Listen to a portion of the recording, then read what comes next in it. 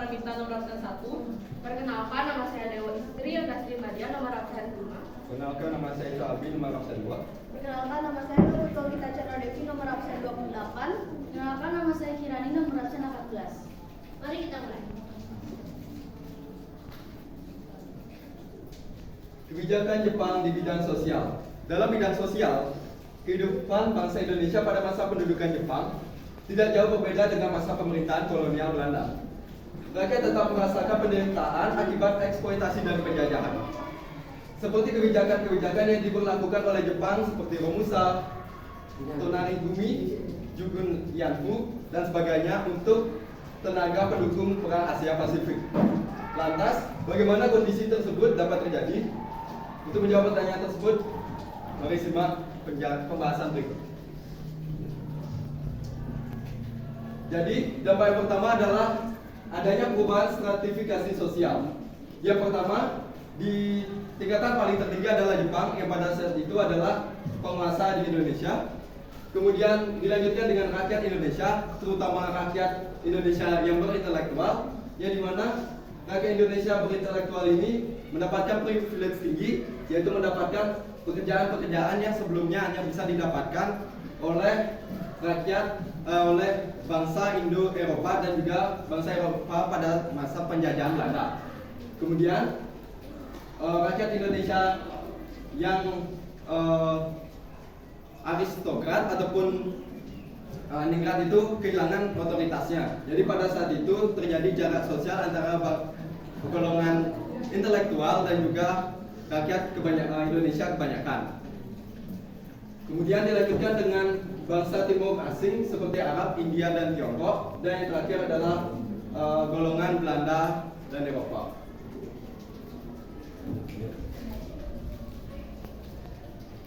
Selanjutnya adalah sistem tunarigumi atau RT, berukun tetangga, di mana tunarigumi adalah unit terkecil dari kebijakan pangan dengan rumah tangga petani sebagai sumber penyerahan pangan. Nah, sistem tunarigumi ini adalah cikal bakal rukun tetangga atau RT di Indonesia. Adapun sistem tunarigumi dibuat Jepang untuk memudahkan mereka dalam mengawasi dan mengendalikan kontrol terhadap warganya dan rakyat pribumi. Dalam situasi perang, tunarigumi ini berfungsi sebagai latihan pencegahan serangan udara, kebakaran, mempererat gotong royong, serta pemberantasan kabar bohong dari mata-mata sekutu. Adapun tokoh yang terlibat dari sistem tunarigumi ini adalah Perdana Menteri Fumimaru Konoe sebagai pelopor dari sistem tunarigumi pada tahun 1940. Selanjutnya adalah dampak dari sistem tunarigumi. Adapun dampak positifnya dari sistem tunarigumi adalah rakyat mendapat pendidikan militer serta meningkatkan gotong royong dan kedisiplinan rakyat. Serta dampak negatifnya adalah pudarnya lembaga politik tradisional dan menyengsarakan rakyat akibat eksploitasi pangan dan pengerahan massa untuk rumusan. Selanjutnya ada respon masyarakat Indonesia terhadap sistem tunarigumi. Tokoh-tokoh nasionalis Indonesia merespon dengan baik karena ada banyak perkembangan yang dibawa Jepang di awal pendudukannya. Namun kebijakan Jepang yang mengatur ekonomi masyarakat terrealisasi dalam politik penyerahan padi secara paksa berakibat pada kemiskinan endemis, menurunnya angka kesehatan, meningkatnya angka kematian dan berbagai penderitaan fisik rakyat pedesaan. Selanjutnya ada akhir kebijakan dari sistem tunarigumi. Terdesak Jepang akibat perang Asia Timur Raya, lalu Amerika Serikat kemudian membom atom kedua kota yang ada di Jepang, yakni Hiroshima dan Nagasaki pada tanggal 6 Agustus dan 9 Agustus 1945. Pemilihan kedua kota itu dikarenakan kedua kota tersebut merupakan pusat industri Jepang. Akhirnya pada tanggal 14 Agustus 1945 Jepang menyerah kepada Sekutu dan berakhirnya juga masa pendudukan Jepang di Indonesia sehingga Romusa pun juga berakhir. Baik, selanjutnya itu ada sistem Romusha atau tenaga kerja paksa. Jadi latar pembentukan Romusha ini adalah Jepang yakni kebutuhan tenaga kerja untuk membangun dalam perlawanan Sekutu. Untuk menarik simpati bangsa Indonesia agar mau menjadi Romusha, maka Romusha mendapat julukan sebagai pahlawan pekerja. Kebijakan Romusha ini diberlakukan Jepang di Indonesia dari tahun 1942 sampai 1945. Pada masa itu, Romusa dimanfaatkan Jepang untuk melakukan kerja paksa guna membangun fasilitas penunjang perang seperti benteng pertahanan, gedung senjata, jalan raya, dan lapangan udara. Berikut ada tokoh-tokoh dalam sistem Romusha ini. Yang pertama itu ada Hitoshi Imamurai sebagai pencetus Romusha. Jenderal Hitoshi Imamurai menjadi panglima tentara ke-16 di Pulau Jawa atau sebagai pemimpin pemerintah militer di Jawa. Selanjutnya ada Insinyur Soekarno sebagai mandor Romusha yang di kemudian hari menjadi presiden pertama Republik Indonesia. Dia juga terlibat jadi kaki tangan penjajah dalam tragedi Romusha. Selanjutnya adalah dampak dari adanya Romusha. Yang pertama itu jatuhnya banyak korban akibat beban kerja yang berat. Lalu yang kedua, pengerahan Romusha berdampak pada struktur sosial masyarakat desa yang mana strukturnya itu orang Jepang itu lebih tinggi dibanding masyarakat setempat. Lalu yang ketiga, munculnya sikap persatuan dan kesatuan dalam mengusir penjajahan di Indonesia. Nah, dampak di sini tidak hanya dampak negatif saja, namun ada dampak positif yang mana menimbulkan rasa persatuan dan kesatuan bagi masyarakat untuk mengusir penjajah di Indonesia. Lalu yang terakhir itu pembentukan strata masyarakat hingga tingkat paling bawah, yaitu tonarigami atau rukun tetangga atau RT.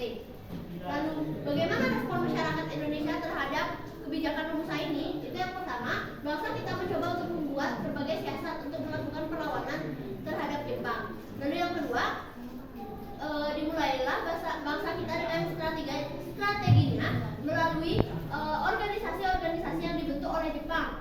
Lalu juga melalui gerakan-gerakan bawah tanah, yang mana hal ini menjadi suatu awalan terciptanya organisasi kebangkitan di Indonesia.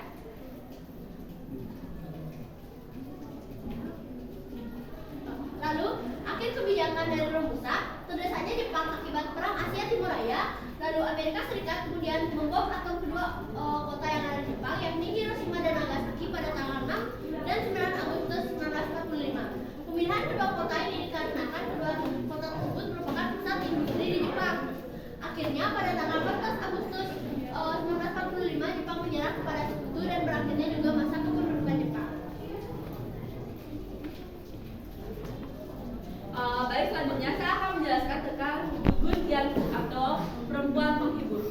Nah, Jugun Dianfu ini adalah wanita yang dijadikan budak seks oleh Jepang pada masa Perang Dunia Kedua.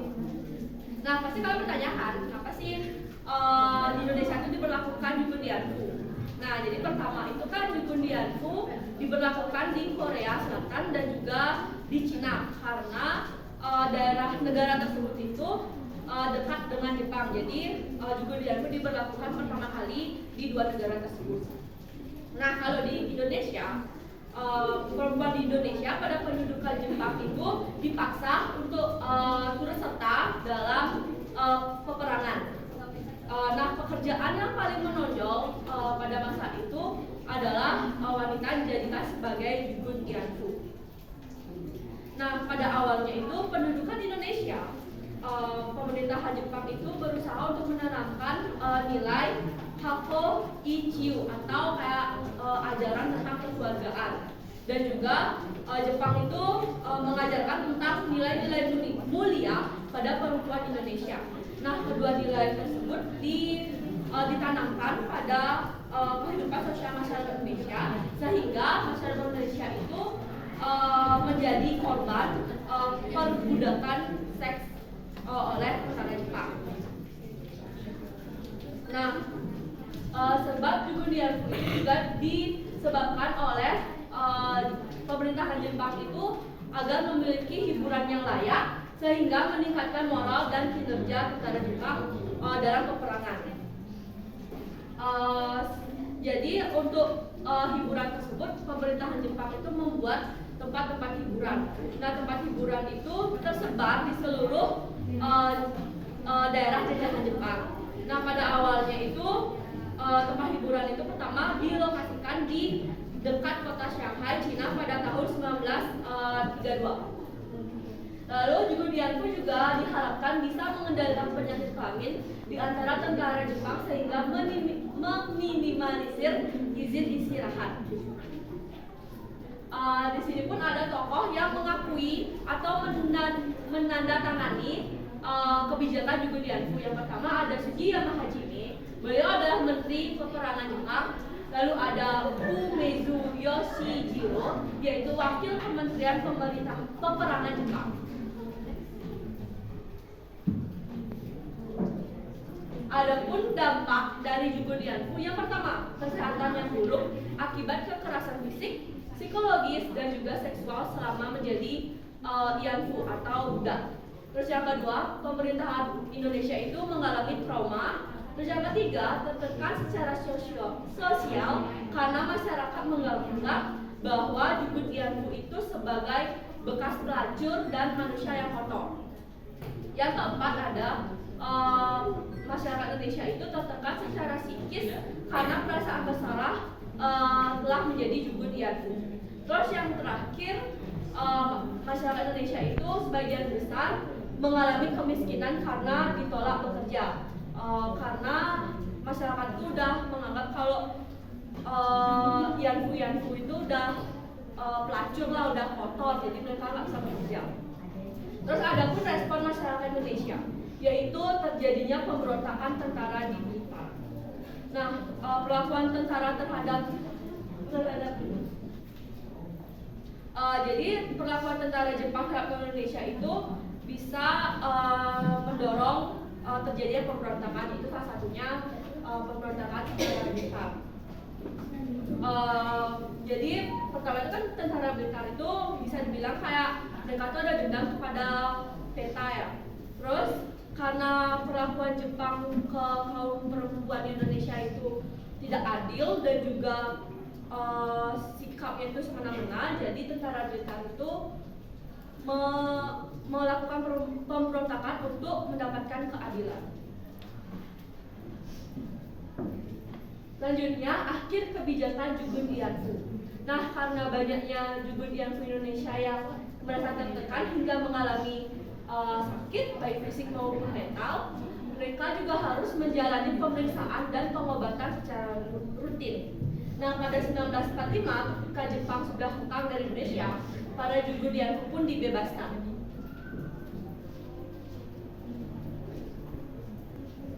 Sekian dari pemaparan dari kelompok kami. Pada saat ini kami akan membuka sesi tanya jawab apabila ada pertanyaan yang ingin disampaikan.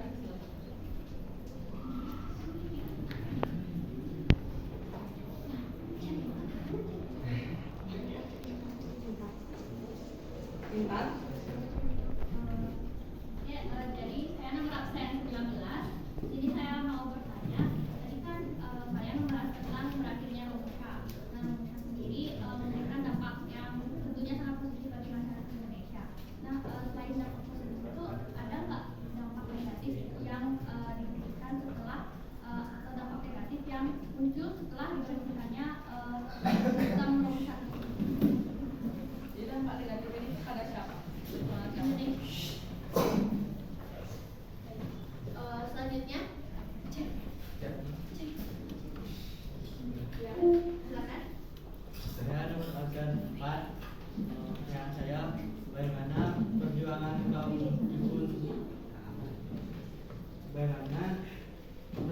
kaum Jugun Dianfu untuk memperoleh keadilan.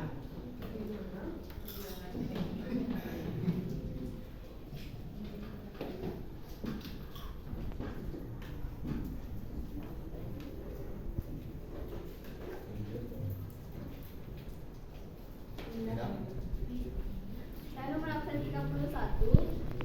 Apa penyebab para Jugo Dianfu tidak diterima kembali di masyarakat?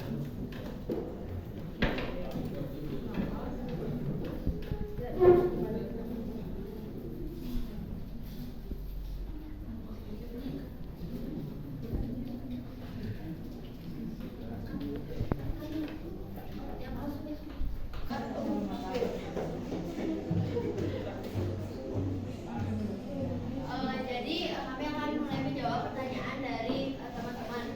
Dimulai dari pertanyaan Intan.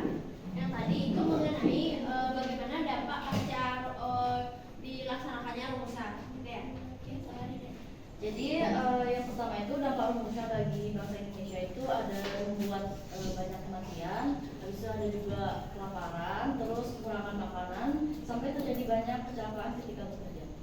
Oke, tambahannya itu juga pasca rumusan itu setelah dilaksanakannya itu efek-efeknya itu bisa dilihat dari bagaimana psikis ataupun sikap seseorang yang mungkin saja dalam tokoh-tokoh kemerdekaan itu masih ada yang beberapa menerapkan bagaimana cara Jepang itu mendiktator masyarakat Indonesia, sehingga mungkin saja ada tokoh-tokoh yang keras ataupun yang masih sifat bagaimana pemimpin-pemimpin Jepang terdahulu menjajah di Indonesia itu masih ada yang melekat, sehingga berdampak bagaimana sistem seperti sistem di awal pemerintahan di Indonesia. Terima kasih. Selanjutnya. Baik, saya akan menjawab pertanyaan dari Dewa Dimas. Jadi pertanyaannya itu bagaimana upaya masyarakat Indonesia untuk mendapatkan keadilan untuk Jugun Dianfu. Jadi yang pertama ada upaya dari pemerintahan Indonesia. Jadi upaya yang dilakukan oleh pemerintahan Indonesia yaitu mengeluarkan pernyataan dalam melalui Inten Suweno yang menjabat sebagai Menteri Sosial Republik Indonesia dalam Kabinet Pembangunan ke-6 dengan masa bakti 17 Maret 1963 sampai 14 Maret 1998. Beliau menyampaikan pada April 1963 yang isinya menegaskan agar kaum perempuan Indonesia itu yang menjadi korban Jugun Dianfu dicari dan dicatat. Lalu karena Jugun Dianfu itu sulit dikumpulkan, jadi pendataan dari Jugun Dianfu itu sulit gitu kan, karena banyak yang bersembunyi. Kalaupun ada ex Jugun Dianfu yang masih hidup, mereka itu bersembunyi. Lalu pemerintahan Indonesia itu dia tuh nggak bisa menuntut karena Indonesia pada tahun 1998 itu telah menandatangani perjanjian pampasan perang sebesar 2.023 dolar selama periode 12 tahun. Terus jadi pemerintah yang itu menyampaikan pernyataan menegaskan agar kaum perempuan Indonesia yang menjadi ex itu dicari dan dicatat. Oke, lanjut. Selanjutnya itu ada upaya dari kalangan advokasi. Jadi pada tahun 1992 beberapa pengacara yang berasal dari Jepang mendatangi Ikatan Advokat Indonesia atau IKJ untuk membantu mengumpulkan data tentang ex Jugun Dianfu. Jadi tujuan dari pengadilan ini bukanlah aksi untuk membalas dendam atas apa yang sudah dilakukan oleh militer Jepang, melainkan untuk mendapatkan keadilan bagi para ex Jugun Dianfu dan memberitahukan bahwa masalah Jugun Dianfu itu benar ada.